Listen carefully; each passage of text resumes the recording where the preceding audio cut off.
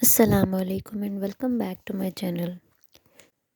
شاہنامہ میں جو next topic ہے وہ ہے زال اور ردیبہ کی سٹوری۔ زال کو کابل، دنبر، مورک، مہی اور زبولستان کا علاقہ دیا جاتا ہے اور اس علاقے میں اس کی حکومت ہوتی ہے، تو وہ اپنے علاقے میں ٹریول کرنے کے لیے نکل جاتا ہے۔ وہ کابل کی طرف آتا ہے اور وہاں کے بادشاہ کا نام ہوتا ہے مہراب۔ وہ بہت ہی ویلدی اور فارچونیٹ بادشاہ ہوتا ہے اور اس میں عقل اور دانائی بھی بہت زیادہ ہوتی ہے۔ جب مہراب کو پتہ چلتا ہے کہ زال اس کے کنگڈم میں آیا ہے تو وہ اس کا استقبال کرتا ہے اور اس کو بہت سے گفٹس دیتا ہے۔ مہراب نے جو زال کے لیے ویلکمنگ پارٹی رکھی ہوتی ہے اس کی وجہ سے زال بہت ہی زیادہ اس مہراب سے امپریس ہوتا ہے۔ پھر زال کے کورٹ کا ایک بندہ زال کو بتاتا ہے کہ مہراب کی بیٹی بہت ہی خوبصورت ہے اور وہ ہمیشہ پردے میں ہی رہتی ہے۔ اس کے بعد زال کا دل مہراب کی بیٹی کی طرف مائل ہو جاتا ہے اور وہ ہر وقت اس کے بارے میں سوچتا رہتا ہے۔ اگلے دن زال اور مہراب کی دوبارہ ملاقات ہوتی ہے اور زال اس کو پوچھتا ہے کہ تمہیں جو بھی چاہیے تم مجھے بتاؤ، میں تمہیں وہ دوں گا، لیکن مہراب اس کو کہتا ہے کہ میری یہ خواہش ہے کہ آپ میرے محل میں تشریف لائیں۔ لیکن چونکہ مہراب ایک بت پرست ہوتا ہے اس لیے زال اس چیز سے اوائڈ کرتا ہے، کیونکہ وہ یہ سمجھتا ہے کہ جب سیم، منوچہر اور باقی پرشینز کو پتہ چلے گا کہ میں ایک بت پرست کے محل میں گیا ہوں تو وہ کیا سوچیں گے، اور اس کی اس بات سے مہراب بہت ہی زیادہ ڈس ہارٹ ہوتا ہے۔ لیکن پھر زال کے ساتھی اس کو یہ بھی بتاتے ہیں کہ مہراب کا محل بہت ہی زیادہ خوبصورت ہے اور اس کے محل میں عورتیں بھی بہت ہی زیادہ خوبصورت ہیں، جس کے بعد زال کا دل اس کی طرف اور زیادہ مائل ہو جاتا ہے اور اس کا دل چاہتا ہے کہ وہ اس کے محل کو ضرور وزٹ کرے۔ اگلی صبح مہراب اپنے محل کے وومن کوارٹر میں جاتا ہے جہاں پر اس کی بیوی سندوخت اور ردیبہ بیٹھے ہوتے ہیں اور وہ دونوں بہت ہی خوبصورت باغ میں بیٹھی ہوتی ہیں۔ جب مہراب ان کے پاس آتا ہے تو سندوخت اس کو زال کے بارے میں پوچھتی ہے۔ مہراب اسے بتاتا ہے کہ تمام لوگ زال کو بہت ہی زیادہ پسند کرتے ہیں، اس جیسا گھڑ سوار کبھی کسی نے آج تک نہیں دیکھا، وہ بہت ہی طاقتور اور بہت ہی بہادر انسان ہے، بس اس کا ایک فالٹ ہے کہ اس کے سر کے بال سفید ہیں۔ اب ردیبہ کے پاس 5 ترکش سلیوز لڑکیاں ہوتی ہیں۔ ردیبہ ان کے پاس جاتی ہے اور ان سے بات کرتی ہے سیم کے بیٹے زال کے متعلق، اور ان کو کہتی ہے کہ مجھے ایڈوائز کریں کہ میں کیا کروں، میرا دل زال کی طرف بہت زیادہ متمائل ہوتا ہے۔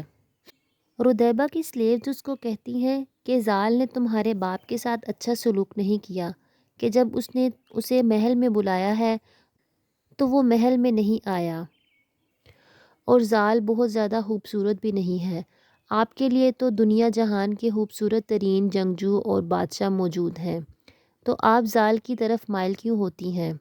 جب ردیبہ ان کی یہ بات سنتی ہے تو وہ بہت غصے میں آ جاتی ہے اور انہیں کہتی ہے کہ مجھے کوئی اور نہیں چاہیے بلکہ مجھے سیم کا بیٹا زال ہی پسند ہے، جس کے بعد اس کی سلیوز لڑکیاں اس سے معافی مانگنے لگتی ہیں اور کہتی ہیں کہ آپ سب کچھ بہتر جانتی ہیں، ہم تو صرف آپ کی غلام ہیں۔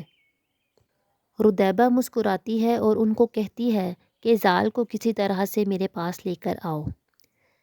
اگلی صبح یہ 5 سلیو یعنی غلام لڑکیاں رومی لباس پہن کر دریا کے کنارے جاتی ہیں۔ وہاں پر زال بھی موجود ہوتا ہے جو شکار کرنے کی غرض سے وہاں آتا ہے۔ زال جب ان 5 لڑکیوں کو دیکھتا ہے تو پوچھتا ہے کہ یہ کون ہے؟ زال کے ساتھ موجود لوگ اسے بتاتے ہیں کہ یہ مہراب کے محل سے آئی ہیں اور یہ اس کی بیٹی کی غلام ہیں اور یہ اس کے لیے پھول توڑنے کے لیے آئی ہیں۔ اس کے بعد زال اپنا تیر اور کمان پکڑتا ہے اور اڑتے ہوئے پرندے کا شکار کرتا ہے جس کا خون دریا میں گرتا ہے اور دریا کا پانی لال سرخ ہو جاتا ہے اور یہ پرندہ ان لڑکیوں کے سامنے جا کر گر جاتا ہے۔ اس کے بعد زال اپنے ایک لڑکے کو بھیجتا ہے کہ جا کر وہ پرندہ پکڑ کر لاؤ۔ جب وہ وہاں پر جاتا ہے تو وہ لڑکیاں اس کو پوچھتی ہیں کہ یہ شیر جیسا آدمی کون ہے جس نے اتنی مہارت سے شکار کیا ہے۔ تو وہ لڑکا انہیں بتاتا ہے کہ یہ میرا بادشاہ زال ہے، اور پھر وہ لڑکیاں اپنی شہزادی ردیبہ کی تعریفیں کرنے میں مگن ہو جاتی ہیں، اور وہ اسے بتاتی ہیں کہ ردیبہ بہت ہی خوبصورت ہے۔ اس کے بعد وہ لڑکا واپس زال کے پاس آتا ہے۔ زال اسے پوچھتا ہے کہ تم مسکرا کر ان سے کیا باتیں کر رہے تھے؟ وہ لڑکا زال کو بتاتا ہے کہ وہ مجھے ردیبہ کی خوبصورتی کے متعلق بتا رہی تھیں۔ زال اس لڑکے کو کہتا ہے کہ تم ان کے پاس واپس جاؤ اور انہیں کہو کہ میری طرف سے تحفے اور ایک میسج لے کر شہزادی ردیبہ کے پاس جائیں۔ جس کے بعد وہ لڑکا ان کے پاس جاتا ہے اور ان کو پیغام دیتا ہے۔ وہ لڑکیاں کہتی ہیں کہ زال کو جو بھی بتانا ہے وہ شہزادی ردیبہ سے خود بات کریں، کیونکہ راز صرف 2 لوگوں کے درمیان میں ہوتا ہے۔ جب اس میں 3 لوگ شامل ہو جائیں تو وہ راز نہیں رہتا، اور اگر اس میں 4 لوگ شامل ہو جائیں تو وہ ایک گروہ بن جاتا ہے۔ پھر وہ لڑکا واپس چلا جاتا ہے اور زال کو جا کر بتاتا ہے۔ پھر زال ان لڑکیوں سے ملتا ہے اور ان کو تحفے تحائف دیتا ہے اور ان سے ردیبہ کے متعلق پوچھتا ہے۔ وہ سب سے پہلے سیم اور زال کی تعریف کرتی ہیں اور اس کے بعد ردیبہ کی خوبصورتی بیان کرتی ہیں۔ اس کے چہرے، اس کی خوشبو اور اس کے بالوں کی تعریف میں مگن ہو جاتی ہیں۔ یہ سب کچھ زال کو بتا کر وہ محل کے لیے روانہ ہو جاتی ہیں، اور محل پہنچ کر وہ ردیبہ کے کمرے میں جا کر اسے بتاتی ہیں کہ ان کی ملاقات زال سے ہوئی اور زال نے اس کے لیے تحائف بھیجے ہیں۔ اور وہ اسے بتاتی ہیں کہ ہم نے اسے کہا ہے کہ شہزادی ردیبہ آپ سے ملنا چاہتی ہے۔ ردیبہ ان سے کہتی ہے کہ جیسا لوگوں نے زال کے متعلق کہا ہے وہ تو اس سے بالکل مختلف ہے۔ تمہارے کہنے کے مطابق وہ تو بہت ہی خوبصورت، لمبا اور نفیس انسان ہے۔ اگلی رات جب محل کے تمام دروازے بند کر دیے جاتے ہیں تو ان لڑکیوں میں سے ایک لڑکی زال کے پاس جاتی ہے اور اسے کہتی ہے کہ ردیبہ تم سے ملنا چاہتی ہے اور وہ تمہارا انتظار کر رہی ہے۔ زال اپنے گھوڑے پر سوار ہو کر محل کی طرف آتا ہے اور ردیبہ چھت پر اس کا انتظار کر رہی ہوتی ہے۔ جب وہ زال کو آتا دیکھتی ہے تو اس کو ویلکم کرتی ہے اور اس سے دعائیں دیتی ہے اور کہتی ہے کہ میری لڑکیوں نے تمہارے بارے میں بالکل صحیح کہا تھا۔ جس کے بعد زال اوپر دیکھتا ہے اور اس کو ردیبہ چاند جیسی خوبصورت نظر آتی ہے۔ زال کہتا ہے کہ میں بہت راتیں دعائیں مانگتا رہا ہوں کہ میں تمہیں جلد ہی دیکھوں اور تمہاری آواز سنوں۔ اب مجھے بتاؤ کہ میں اوپر کس طرح سے آؤں۔ اس کے بعد ردیبہ اپنے بال کھولتی ہے اور اپنے بال نیچے لٹکاتی ہے۔ اسے کہتی ہے کہ تم میرے بالوں کے ساتھ لٹک کر اوپر آ جاؤ، لیکن زال اس کو تکلیف نہیں پہنچانا چاہتا، اس لیے وہ دیوار پھلانگتا ہے اور اوپر پہنچ جاتا ہے۔ جس کے بعد ردیبہ اس کے ہاتھ پکڑتی ہے اور اس کو اپنے کمرے میں لے جاتی ہے۔ زال ردیبہ کی خوبصورتی سے بہت زیادہ متاثر ہوتا ہے۔ وہ اسے دیکھتا ہے، اس کا چہرہ، اس کے نیکلس، اس کے بریسلیٹس اور اس کے کپڑوں کو جو بہت ہی خوبصورت ہوتے ہیں۔ پھر زال اسے کہتا ہے کہ منوچہر اور سیم ہماری شادی کے لیے راضی نہیں ہوں گے، لیکن میں تمہیں حاصل کرنے کے لیے دنیا سے لٹ جاؤں گا۔ اور یہ دونوں وعدہ کرتے ہیں کہ یہ کسی اور کو اپنا نہیں بنائیں گے۔ دونوں اسی طرح سے رات گزارتے ہیں اور صبح ہونے سے پہلے زال واپس چلا جاتا ہے۔ صبح کے وقت زال اپنے ایڈوائزرز کو بلاتا ہے اور ان سے کہتا ہے کہ اللہ تعالیٰ ہی کی وہ ذات ہے جو ہم سب کو گائیڈ کرتی ہے، اور اسی نے ہی دن اور رات پیدا کیے ہیں، اور اسی نے خزاں کے بعد بہار بنائی ہے، اور پھل، پودے، پھول وغیرہ بھی اسی نے پیدا کیے ہیں، اور اللہ تعالیٰ نے ہی ہر چیز کے جوڑے بنائے ہیں۔ اگر ایک انسان اولاد کے بغیر اس دنیا سے چلا جاتا ہے تو اس کا نام مٹ جاتا ہے، جیسے کہ مجھے سیم کا بیٹا زال کہا جاتا ہے اور مجھے لوگ میرے باپ کے نام سے ہی جانتے ہیں۔ میرے ساتھ کچھ ایسا معاملہ ہے کہ میرا دل بہت ہی مشکل میں ہے اور میرا دل ہر وقت محراب کے محل کی طرف لگا رہتا ہے اور سندوخت کی بیٹی کی طرف مائل ہو چکا ہے۔ اب آپ مجھے بتائیں کہ میں کیا کروں؟ کیا سیم اور منو چہر اس چیز کے بارے میں راضی ہو جائیں گے؟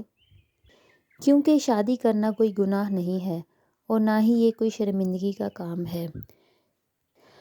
زال کے ایڈوائزرز اس کو بہت ہی خاموشی سے سنتے ہیں اور کچھ نہیں کہتے، کیونکہ وہ جانتے ہیں کہ محراب ضحاک کا پوتا ہے اور منو چہر اس کو ناپسند کرتا ہے۔ جب زال یہ دیکھتا ہے کہ اس کی بات کا جواب کوئی بھی نہیں دے رہا تو وہ غصے میں آ جاتا ہے اور ان سے کہتا ہے کہ مجھے اس چیز سے آزادی دلواؤ، میں تمہیں وہ دوں گا جو تم مانگو گے۔ پھر اس کے بعد اس کا ایک ایڈوائزر اس کو کہتا ہے کہ ہم تو آپ کے غلام ہیں، ہم آپ کی یہ بات سن کر بہت ہی حیران ہوئے ہیں، کیونکہ محراب ضحاک کی جنریشن میں سے ہے۔ اگر آپ کو اس بات سے کوئی مسئلہ نہیں ہے تو آپ سیم سے اس بارے میں بات کریں، وہ زیادہ دانا اور زیادہ اچھا مشورہ دینے والے ہیں۔ اس کے بعد زال سیم کو ایک پیغام بھیجتا ہے جس میں سب سے پہلے وہ اللہ تعالیٰ کی تعریف بیان کرتا ہے اور کہتا ہے کہ میں تو اللہ تعالیٰ کا غلام ہوں، اور کہتا ہے کہ مجھے تو سمرغ نے پال پوس کر بڑا کیا تھا۔ ایک جنگجو بہت ہی زیادہ مضبوط ہو سکتا ہے لیکن وہ اللہ تعالیٰ کے انصاف کو کبھی بھی پیچھے نہیں چھوڑ سکتا۔ میرے ساتھ کچھ ایسا معاملہ ہے کہ شاید لوگ اسے ناپسند کریں، لیکن آپ میرے باپ ہیں تو آپ میری بات ضرور سنیں گے اور آپ کا مشورہ میرے لیے مفید ہوگا۔ مجھے محراب کی بیٹی سے محبت ہے اور میں راتوں کو سو نہیں سکتا، میں ہر وقت اسی پریشانی میں مبتلا رہتا ہوں۔ میں آپ کی عزت کرتا ہوں اور آپ کی بات مانتا ہوں۔ آپ کیا حکم کرتے ہیں؟ مجھے محراب کی بیٹی سے شادی کرنے دیجیے، کیونکہ آپ نے مجھے پہاڑوں سے واپس لاتے وقت یہ وعدہ کیا تھا کہ آپ میری ہر بات مانیں گے۔ اس کے بعد وہ اپنے میسنجر کو کہتا ہے کہ تم 3 گھوڑے لے کر جاؤ، اگر ان میں سے ایک گھوڑا تھک جائے تو دوسرے پر سوار ہو جانا اور اسی طرح تیسرے پہ سوار ہو جانا اور جلدی جلدی سیم کے پاس پہنچو۔ وہ میسنجر سیم کے پاس جاتا ہے جو گورکسرن کے علاقے میں موجود ہوتا ہے۔ سیم شکار میں مصروف ہوتا ہے اور دیکھتا ہے کہ زال کی طرف سے ایک میسنجر آیا ہے۔ وہ سوچتا ہے کہ زال کی خیریت معلوم ہوگی، اس لیے وہ اس کے پاس آتا ہے اور وہ میسنجر اس کو خط دیتا ہے۔ جب سیم وہ خط پڑھتا ہے تو وہ پریشان ہو جاتا ہے اور سوچتا ہے کہ یہ ایک فولش لڑکا ہے جسے ایک پرندے نے پال پوس کر بڑا کیا ہے۔ اس کے بعد وہ اپنے ٹینٹ میں آتا ہے اور سوچتا ہے کہ وہ زال کو اسی وقت جواب دے دے، لیکن پھر رک جاتا ہے اور اس کے بعد اسی پریشانی میں وہ سو جاتا ہے۔ جب وہ نیند سے جاگتا ہے تو اپنے ایڈوائزرز کو بلاتا ہے اور ان سے اس بارے میں مشورہ کرتا ہے اور انہیں کہتا ہے کہ ستاروں کی کھوج لگائیے اور مجھے بتائیے کہ اگر زال اور ردیبہ کی شادی ہو جائے تو آگے کیا معاملات ہوں گے۔ اس کے ایڈوائزرز بہت دن حساب لگاتے ہیں اور پھر اس کو خوشخبری سناتے ہیں۔ وہ سیم کو بتاتے ہیں کہ زال اور محراب کی بیٹی کی شادی بہت ہی مبارک ہوگی اور ایک ہیرو کی پیدائش ہوگی جو کہ دنیا کی تمام برائی کو ختم کر دے گا اور پرشیا کے حالات بدل جائیں گے اور اس کا فیم پوری دنیا میں پھیلے گا۔ پرشیا، روم اور ہندوستان جھک جائیں گے۔ سیم نے جب یہ بات سنی تو وہ بہت خوش ہوا۔ اس کے بعد اس نے زال کے میسنجر کو بلایا اور اسے خوشخبری سنائی۔ اسے کہا کہ زال کو جا کر بتا دے کہ اس کا باپ اس کی اس خواہش کو ضرور پورا کرے گا، اور اس کے بعد سیم پرشیا کی طرف روانہ ہو گیا اور زال کا میسنجر زال کے پاس آیا اور اس نے اس کو بتایا کہ سیم اس بات کے لیے راضی ہو چکا ہے۔ اب زال اور ردیبہ کے درمیان میسنجر کے طور پر ایک عورت کام کر رہی تھی۔ وہ سیم کی خبر ردیبہ کے لیے لے کر آئی کہ سیم ان دونوں کی شادی کے لیے راضی ہو گیا ہے۔ ردیبہ نے اسے خوبصورت مسلن سکارف اور انگوٹھیاں دیں، جس کے بعد وہ چلی گئی۔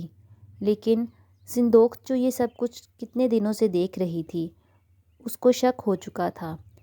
وہ اس کے پاس آئی اور اس کو پوچھنے لگی کہ تم یہاں کیا کر رہی ہو؟ تم ہر وقت میری بیٹی کے کمرے کے ارد گرد گھومتی رہتی ہو۔ اس نے سندوخت سے کہا کہ میں ردیبہ کے لیے جولری لے کر آئی ہوں۔ سندوخت نے کہا مجھے بھی وہ جولری دکھاؤ، لیکن اس نے کہا کہ میں ردیبہ کو ساری جولری دے کر آ چکی ہوں۔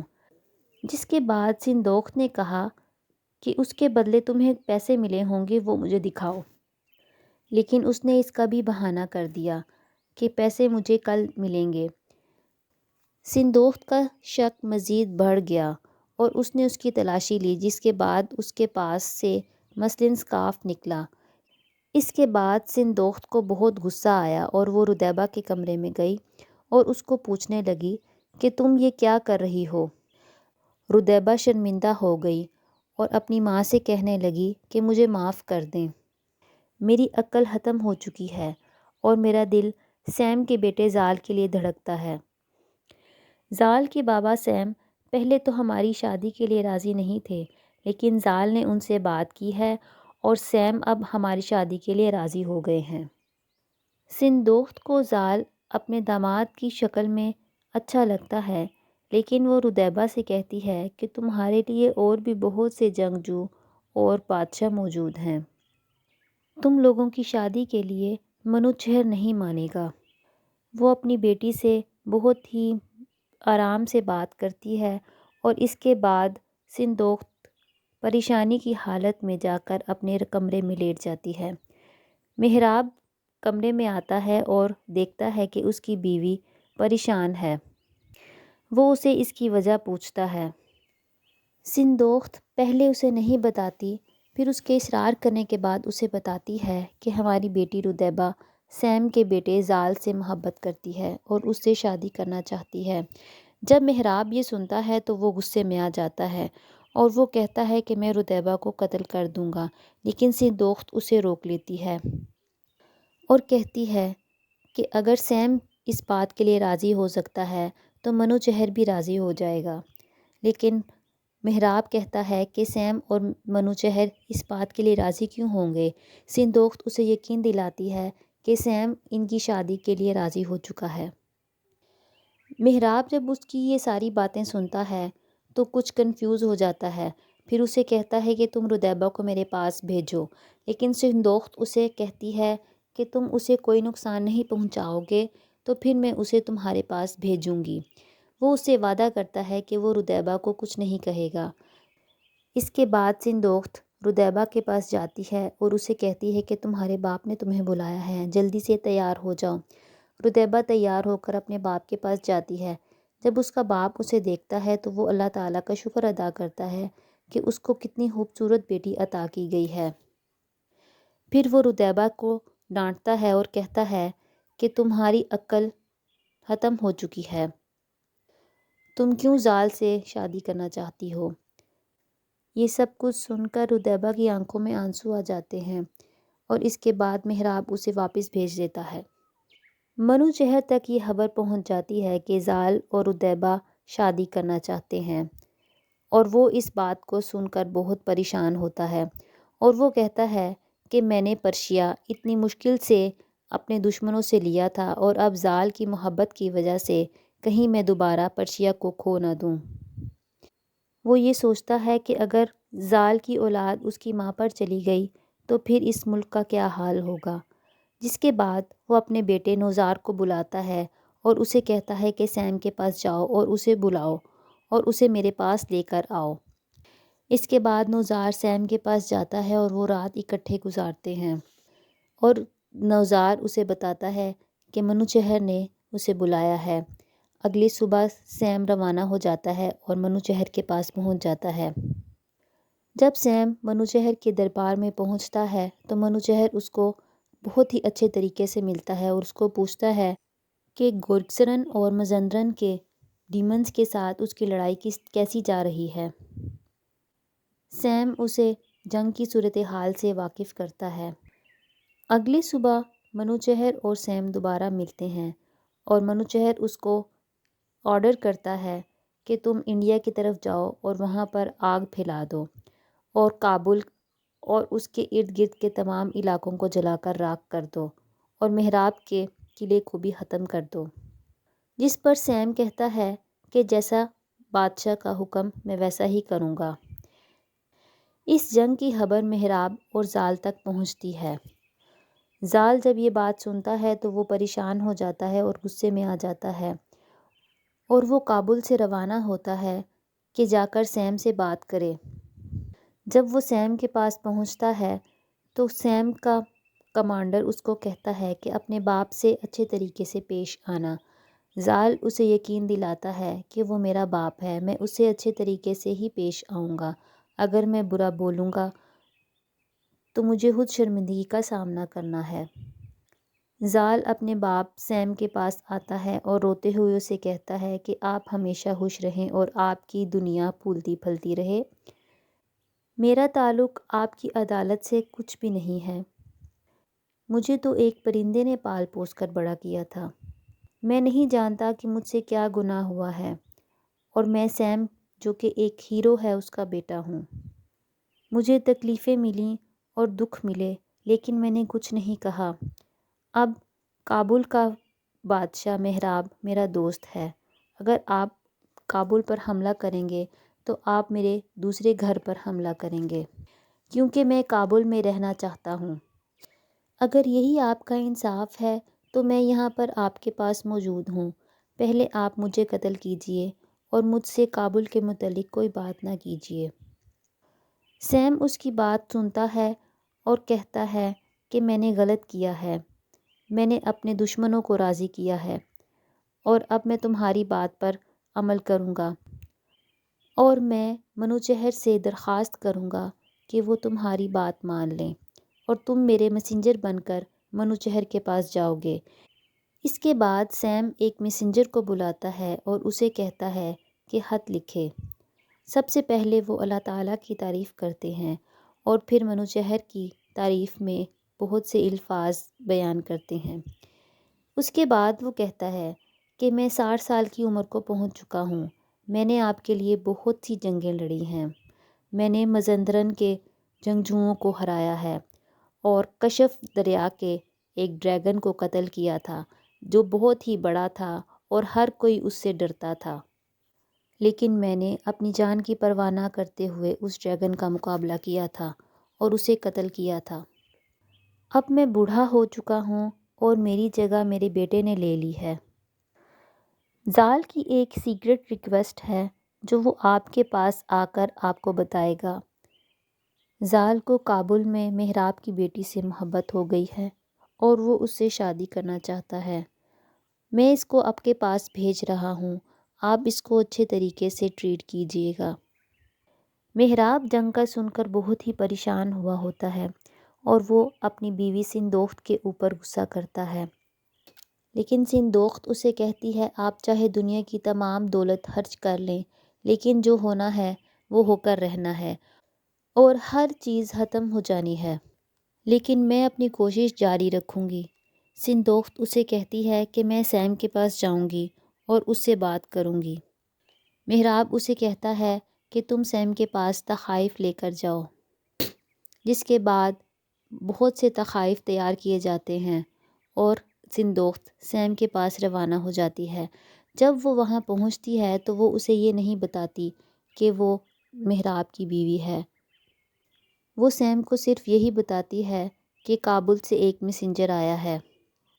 جب سیم اس سے ملتا ہے اور سندوخت اسے تحائف پیش کرتی ہے تو سیم یہ سوچتا ہے اگر میں یہ تحائف لے لوں تو منوچہر ناراض ہو جائے گا اور اگر میں یہ تحائف قبول نہیں کروں گا تو زال ناراض ہو جائے گا، اس لیے وہ حکم دیتا ہے کہ ان تحائف کو ٹریئرز میں ڈال دیا جائے، یعنی خزانوں میں ڈال دیا جائے۔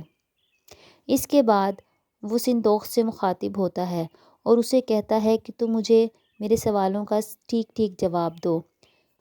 اس سے پوچھتا ہے کیا تم محراب کی بیوی ہو یا اس کی کوئی غلام ہو، اور مجھے محراب کی بیٹی کے بارے میں بتاؤ اس کی خوبصورتی کے بارے میں، اس کی دانائی کے بارے میں، تاکہ میں یہ جان سکوں کہ وہ ہمارے لیے ٹھیک ہے بھی یا نہیں۔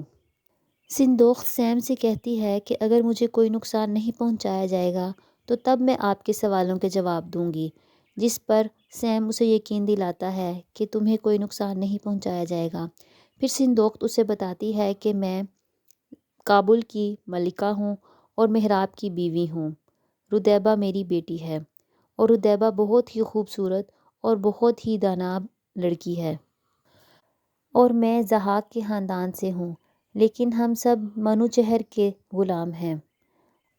اگر محراب سے اور مجھ سے کوئی غلطی ہوئی ہے تو اس کی سزا آپ کابل کے معصوم لوگوں کو نہ دیجیے، بلکہ اس کی سزا آپ ہمیں ہی دیجیے۔ سیم اس کو یقین دلاتا ہے کہ انہیں کوئی نقصان نہیں پہنچایا جائے گا، اور وہ زال اور ردیبہ کی شادی کے لیے راضی ہے۔ اگر وہ ضحاک کے خاندان سے تعلق رکھتی ہے تو اس میں اس کا کوئی قصور نہیں، یہ سب اللہ کے کام ہے۔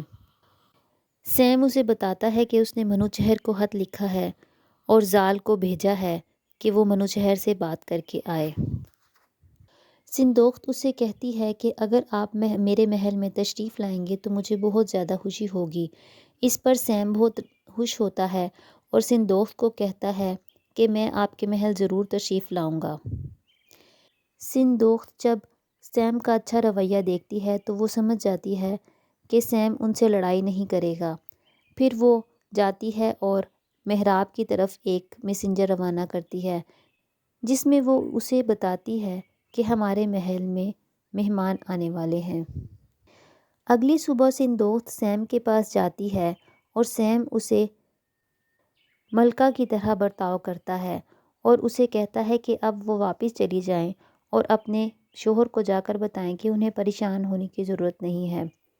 پھر سیم کے پاس کابل میں جتنی بھی پراپرٹیز ہوتی ہیں وہ ان کے حوالے کر دیتا ہے اور اسے یقین دلاتا ہے کہ وہ اپنے بیٹے کی شادی اس کی بیٹی سے کرے گا۔ منوچہر جب زال کے آنے کے متعلق سنتا ہے تو وہ اس کا بہت ہی اچھے طریقے سے استقبال کرتا ہے۔ زال بادشاہ کے سامنے اپنی آنکھیں جھکائے کھڑا ہوتا ہے اور منوچہر اسے اس کے سفر کے متعلق پوچھتا ہے اور وہ بتاتا ہے کہ میرا سفر بہت اچھا گزرا ہے۔ منوچہر زال سے کہتا ہے کہ میں اپنے پچھلے معاملات کی وجہ سے بہت ہی زیادہ پریشان تھا کہ پرشیا میں جو کچھ ہوا اس کے بعد میں کس طرح سے راضی ہو جاتا، لیکن تمہارے باپ سیم نے مجھے خط لکھا ہے جس کے بعد میں تمہاری ریکویسٹ پر ضرور سوچوں گا۔ اب اس کے بعد منوچہر اپنے ایڈوائزرز کو بلاتا ہے اور ان سے کہتا ہے کہ زال اور ردیبہ کے متعلق حساب لگائیں۔ اس کے نجومی اور اس کے ایڈوائزرز سب 3 دن تک حساب لگاتے ہیں اور اس کے بعد آ کر اسے خوشخبری سناتے ہیں اور اسے بتاتے ہیں کہ زال اور ردیبہ کا بیٹا بہت ہی زیادہ مشہور ہوگا اور وہ ایک ہیرو ہوگا جس کی طاقت بہت ہی زیادہ ہوگی اور اس کے مقابلے میں کوئی بھی نہیں ہوگا، وہ پرشیا کا پروٹیکٹر ہوگا۔ بادشاہ انہیں کہتا ہے کہ یہ سب کچھ زال سے پوشیدہ رکھا جائے۔ اس کے بعد منوچہر کے ایڈوائزرز اور اس کے عقل مند لوگ زال کو ٹیسٹ کرتے ہیں اور اس سے کچھ سوالات پوچھتے ہیں۔ ان میں سے پہلا اس سے سوال کرتا ہے 12 خوبصورت اور نشوونما پاتے ہوئے صنوبر کے درخت ہیں جن کی 30 شاخیں ہیں۔ دوسرا سوال کرتا ہے کہ 2 خوبصورت بھاگتے دوڑتے گھوڑے ہیں، ایک کا رنگ سیاہ کالا ہے اور دوسرا کرسٹل کی طرح سفید ہے، وہ دونوں بہت ہی کوشش کرتے ہیں لیکن وہ دونوں ایک دوسرے سے آگے نہیں بڑھ سکتے۔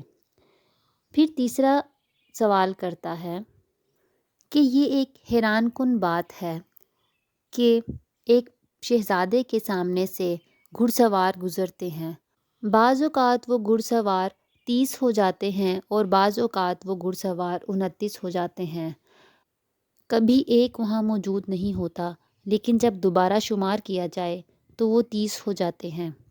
پھر چوتھا سوال کرتا ہے کہ آپ ایک خوبصورت میدان دیکھتے ہیں جس میں ہرے بھرے پودے ہیں اور وہاں پر ندیاں بہہ رہی ہیں۔ ایک آدمی وہاں پر آتا ہے اور اس کے ہاتھ میں درانتی ہے جو گھاس کاٹنے کے لیے ہوتی ہے، اور وہ پودوں کو کاٹ دیتا ہے، چاہے وہ پودے ہرے بھرے ہیں یا سوکھے ہوئے ہیں۔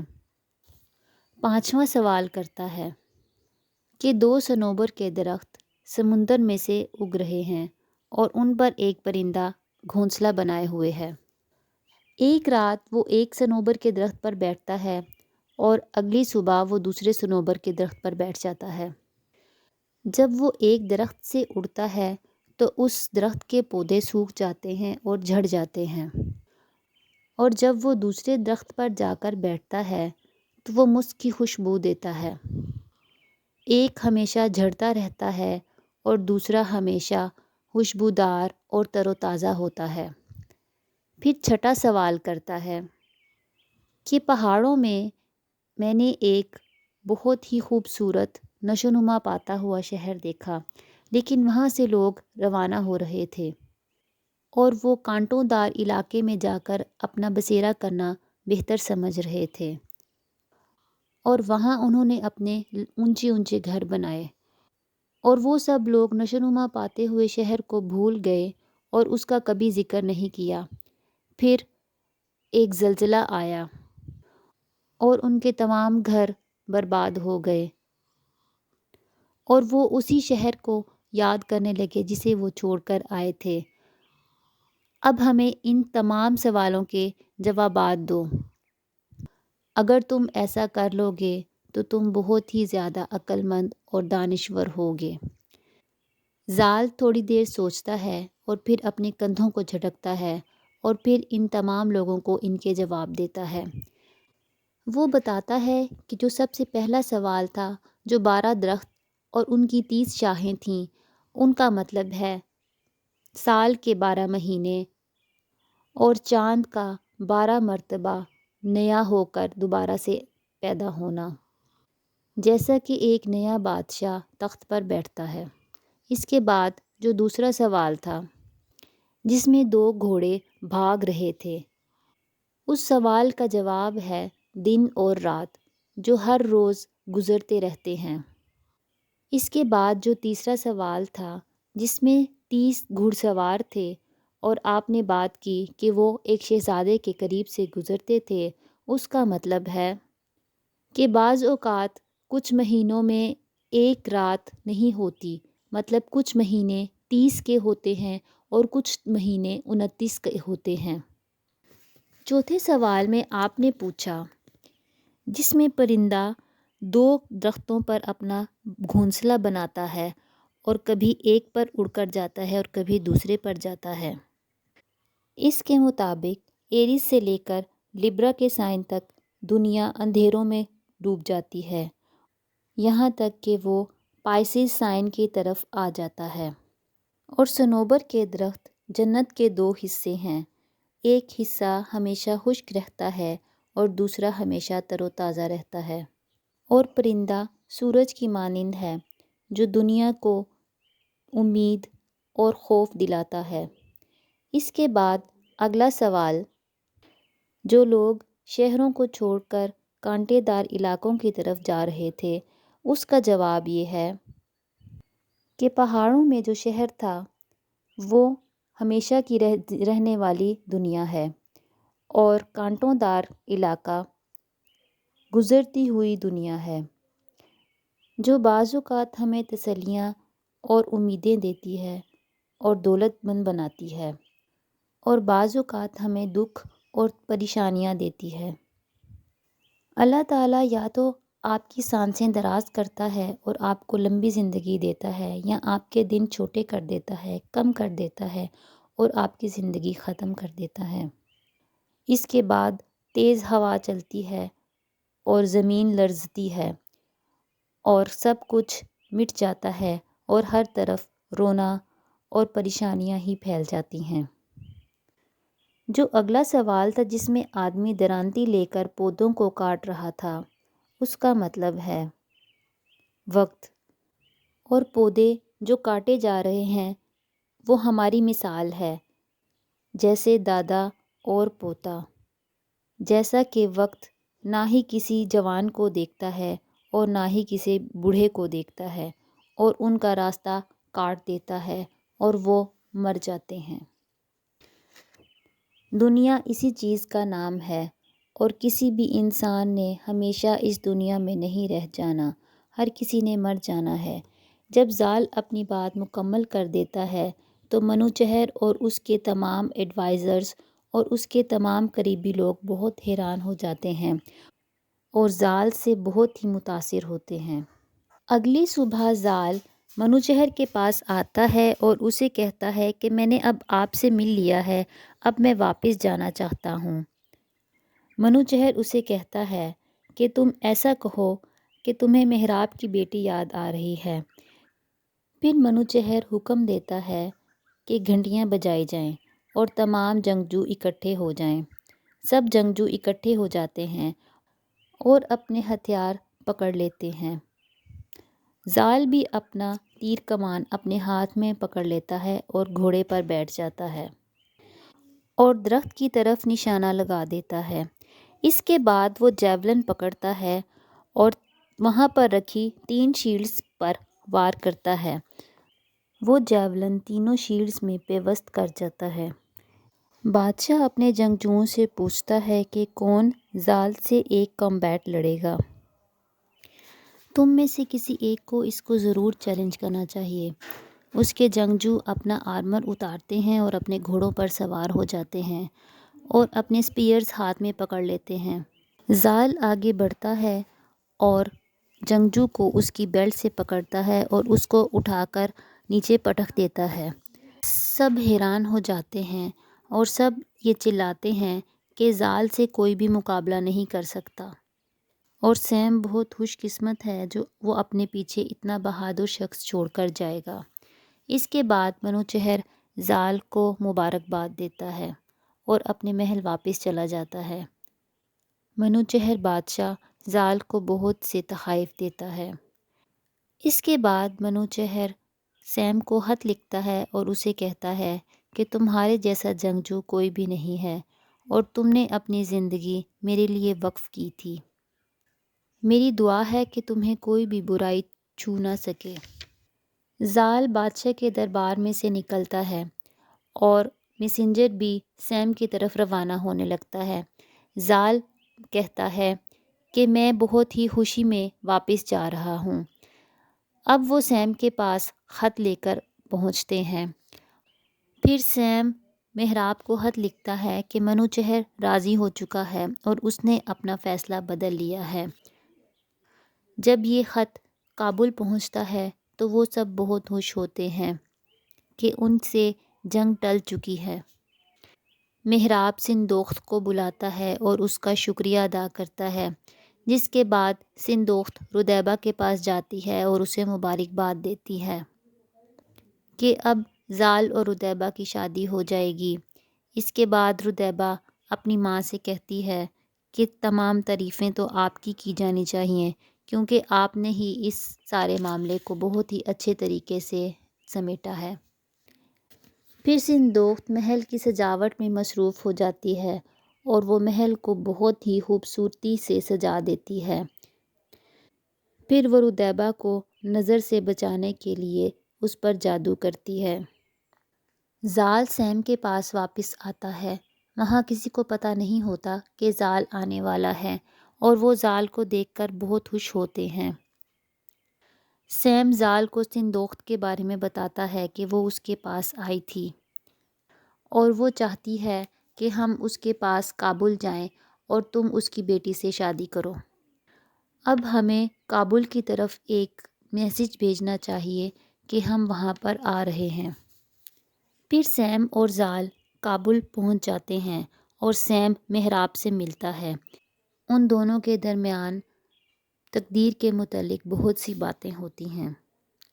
وہ زال کے سر پر سونے کا تاج رکھ دیتا ہے۔ کابل کی تمام گلیاں بہت ہی خوبصورت سجی ہوتی ہیں اور ہر طرف خوشبوئیں اور سجاوٹیں ہوتی ہیں۔ سیم اب سندوخت سے کہتا ہے کہ مجھے میری بہو سے ملنا ہے، اور سندوخت اسے کہتی ہے کہ آپ میری بیٹی ردیبہ کو کیا دیں گے؟ سیم کہتا ہے کہ جو وہ چاہے اسے دوں گا۔ پھر وہ ایک سونے کے کمرے میں آتے ہیں جہاں پر ردیبہ بیٹھی ہوتی ہے۔ سیم ردیبہ کو دیکھتا ہے اور اس کی خوبصورتی پر واقعی ہی حیران ہوتا ہے۔ اس کے بعد محراب آگے بڑھتا ہے اور شادی کی رسومات پوری کی جاتی ہیں۔ محراب انہیں خزانے دیتا ہے اور پھر اس کے بعد شادی کی تقریبات منائی جاتی ہیں جو کہ 3 ہفتے تک چلتی ہیں۔ پھر سیم اپنے سفر کی تیاری کرتا ہے۔ زال، ردیبہ، سندوخت اور محراب بھی اس کے ساتھ سیستان کی طرف آ جاتے ہیں۔ اس کے بعد سیم دوبارہ سے گورکسرن کے علاقوں کی طرف روانہ ہو جاتا ہے۔ اس کے ساتھ ہی ملیں گے نیکسٹ ویڈیو میں، تب تک کے لیے اللہ حافظ۔